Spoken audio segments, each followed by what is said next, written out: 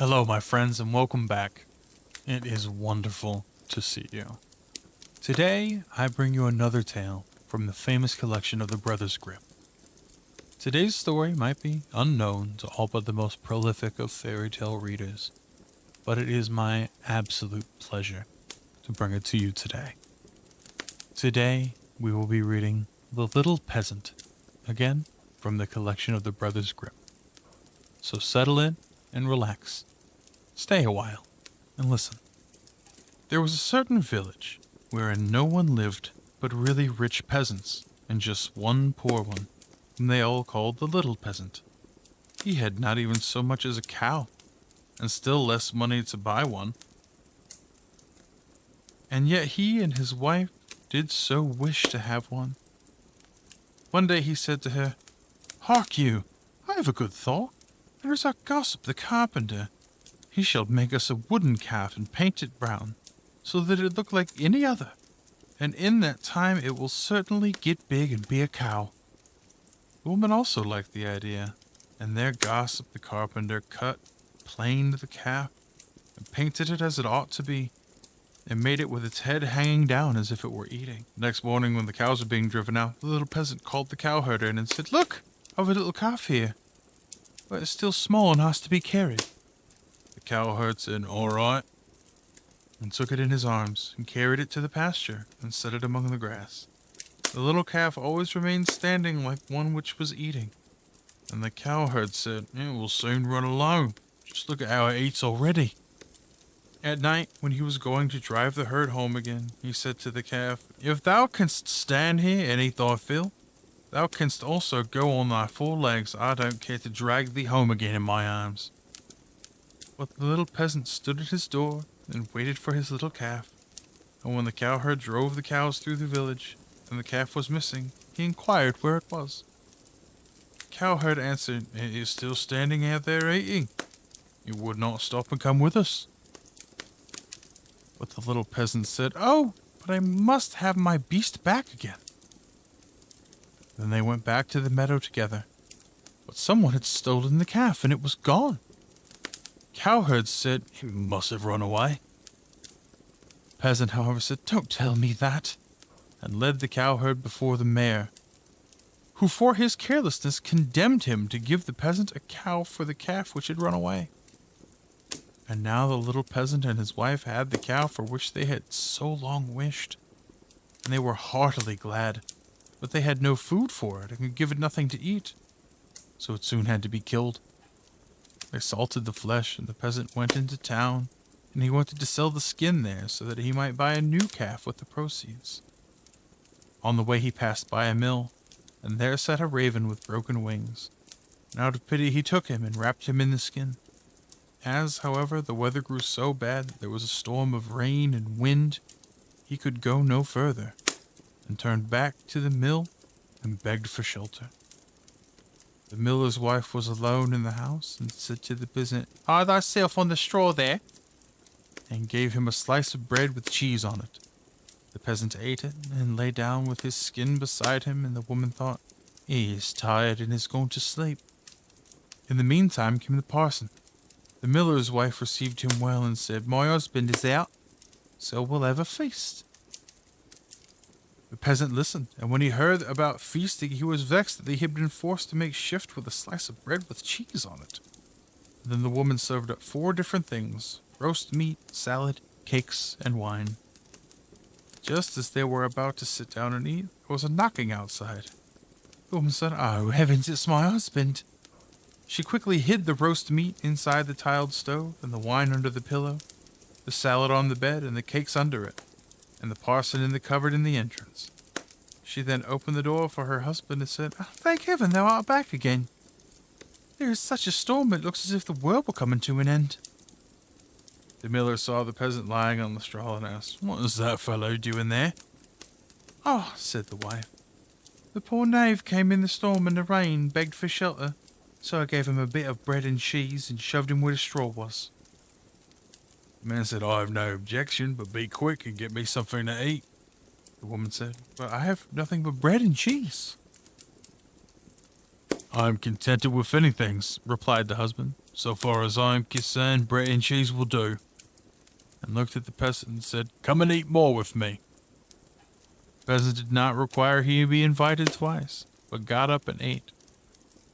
After this, the miller saw the skin in which the raven was lying on the ground and said, "What hast thou there?"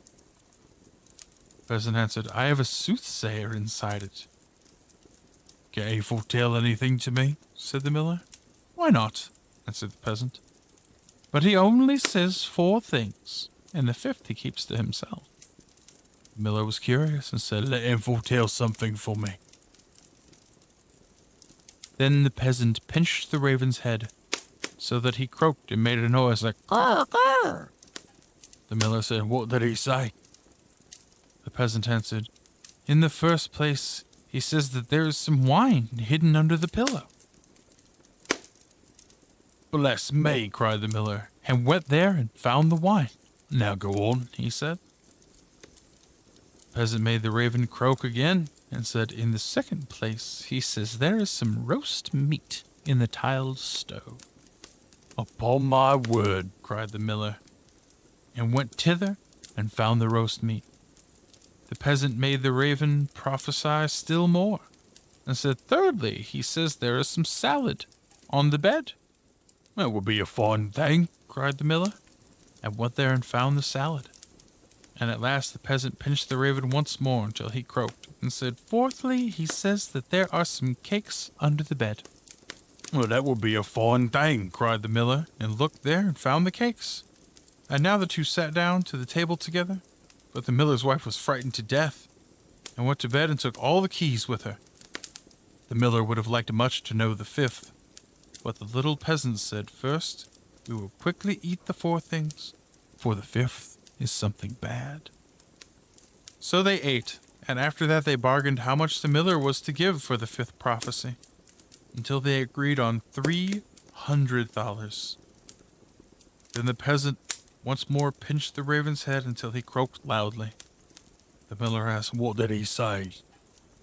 The peasant replied, "He says that the devil is hiding outside there in the cupboard by the entrance." The miller said, "The devil must go out," and opened the house door, and the woman was forced to give up the keys, and the peasant unlocked the cupboard. Parson ran out as fast as he could. The miller said, "It was true. I saw the black rascal with my own eyes." The peasant, however, made off next morning by daybreak with the $300. At home, the small peasant gradually launched out. He built a beautiful house, and the peasant said, "This small peasant has certainly been to the place where golden snow falls, and people carry the gold home in shovels." Then the small peasant was brought before the mayor, and bidden to say from whence his wealth came. He answered, "I sold my cow's skin in town for $300. When the peasants heard that, they too wished to enjoy this great profit, ran home, killed all their cows, and stripped off their skins in order to sell them in town to the great advantage. The mayor, however, said, "But my servant must go first." When she came to the merchant in the town, he did not give her more than $2 for the skin. And when the others came, he did not give them so much, and said, "What can I do with all these skins?" And the peasants were vexed that the small peasant should have thus overreached them, wanted to take vengeance on him, and accused him of this treachery before the mayor. The innocent little peasant was unanimously sentenced to death, and he was to be rolled into the water in a barrel pierced full of holes. He was led forth, and a priest who was brought was to say mass for his soul. The others were all obligated to retire to a distance, and when the peasant looked at the priest, he recognized the man who had been with the miller's wife. He said to him, "I set you free from the cupboard. Set me free from the barrel." At this same moment, up came, with a flock of sheep, the very shepherd who, as the peasant knew, had long been wishing to be mayor. So he cried with all his might, "No, I will not do it. If the whole world insists on it, I will not do it." The shepherd, hearing that, came to him and said, "What art thou about? What is it thou wilt not do?" The peasant said, "They want to make me mayor if I will but put myself in the barrel, but I will not do it." The The shepherd said, "If nothing more than that is needful in order to be the mayor, I will get into the barrel at once." The peasant said, "If thou wilt get in, thou wilt be mayor." The shepherd was willing and got in, and the peasant shut the top on him. Then he took the shepherd's flock for himself and drove it away. The parson went into the crowd and declared that the mass had been said. Then they came and rolled the barrel towards the water.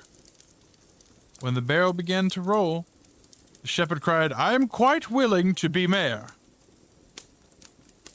They believed no otherwise than it was the peasant who was saying this, and answered, "That is what we intend. But first thou shalt look about thee a little down below there." And they rolled the barrel down into the water. After that, the peasants went home. As they were entering the village, a small peasant came quietly in, driving a flock of sheep and looking quite contented. Then the peasants were astonished and said, "Peasant, from whence comest thou? Thou hast come out of the water?" "Yes, truly," replied the peasant. "I sank deep, deep down, until at last I got to the bottom. I pushed the bottom out of the barrel and crept out, and there were pretty meadows on which the number of lambs were feeding, and from thence I brought this flock away with me." Said the peasants, "Are there any more there?" "Oh, yes," he said, "more than I could do anything with." And the peasants made up their minds that they too would like to fetch some sheep for themselves, a flock apiece. But the mayor said, "I come first." So they went to the water together, and just then and there were some of the small fleecy clouds in the blue sky, which are called little lambs, and they were reflected in the water, whereupon the peasants cried, "We already see the sheep down below." The mayor pressed forward and said, "I will go down first and look about me, and if things promise well, I'll call you." So he jumped in, splash, went into the water. He made a sound as if he were calling them, and the whole crowd plunged in after him as one man.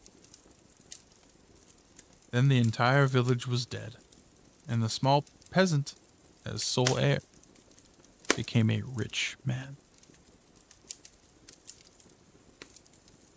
Thank you, my friends, for joining me for our story today. Your time is very precious to me.